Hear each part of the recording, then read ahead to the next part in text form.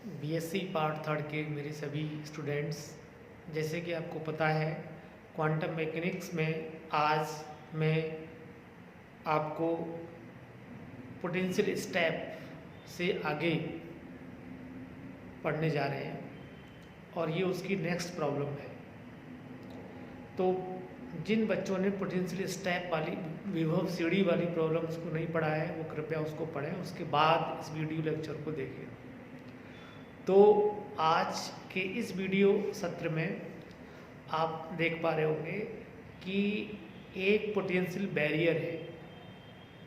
जैसे आप ये माने कि एक आयताकार, कोई इतना ऊंचा आयताकार, ये देखें आप, ये और ऐसे, ये ठोस एक आयताकार, यूँ और यूँ आयताकार, ये एक रुकावट है और वो दिखा है, पोटेंशियल बैरियर है।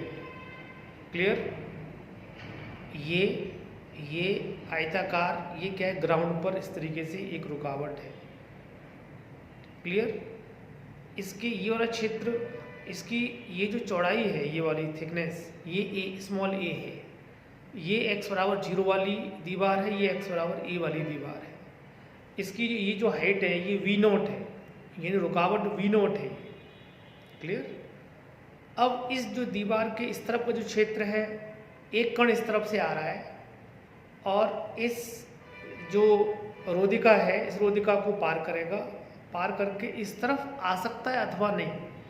कब? when the energy of this particle, incoming particle, is less than the potential of this potential barrier।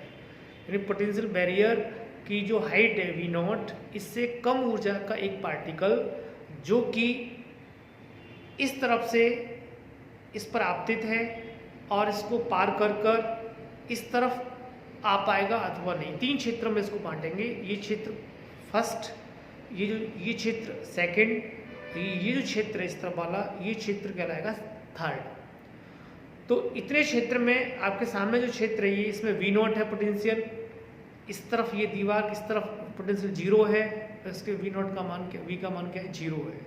3 क्षेत्रों में इसको डिवाइड कर कर देखेंगे, पार्टिकल इस तरफ से आ रहा है, उसकी ऊर्जा v0 से कम है। तो तीनों क्षेत्रों में ये किस प्रकार गति करेगा, इस तरफ आ पाएगा अथवा नहीं आ पाएगा।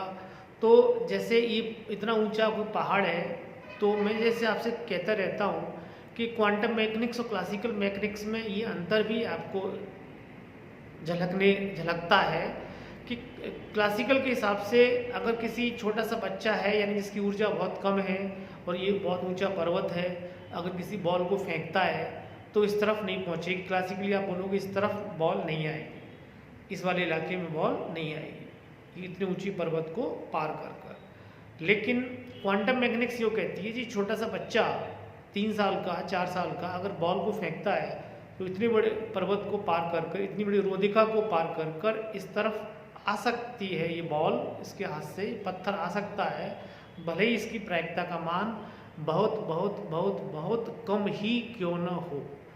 इस सब चीज़ को क्वांटम मैकेनिकल जो अवधारणा है, इसके आधार पर श्रोडिंगर समीकरण को इस्तेमाल कर कर, श्रोडिंगर समीकरण का हल ज्ञात कर कर, श्रोडिंगर समीकरण में के हल ज्ञात करने के बाद बाउंड्री कंडीशंस को लगाकर, इस दीवार पर बाउंड्री कंडीशंस और इस दीवार पर बाउंड्री कंडीशंस को लगाकर इसको अपन ज्ञात करना चाहते हैं कि ट्रांसमिशन कोफिशिएंट कैपिटल टी का मान कितना आता है, कैपिटल आर का मान कितना आता है, ये सब चीज़ें अपन ज्ञात करना चाहते हैं। तो मेरे साथ आप आएँ और कृपया इनको पढ़ें, समझें